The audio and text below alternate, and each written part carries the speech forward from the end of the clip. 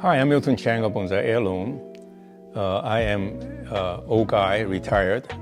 I've been doing bonsai for over 50 years, since 1972.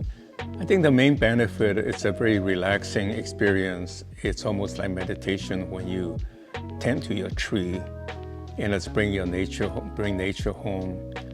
And also you're creating a legacy, creating a valuable heirloom. And it's a tool for people of all ages and social background to build relationship, interaction, and sharing best practices. And as a personal gift, there's nothing more personal because it's very meaningful, thoughtful gift, and it remind the individual who receive it of you every day when they tend to the bonsai. And what bonsai taught me is empathy, which is kind of a strange correlation.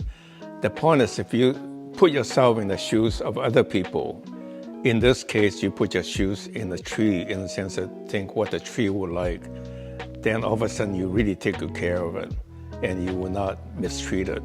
So I think that's probably the most important thing about life that the bonsai keeping teaches me. My dream is that together we can create what is maybe called an American form of bonsai, a very creative, very free-flowing, rather than following rigid rules so that everybody can enjoy.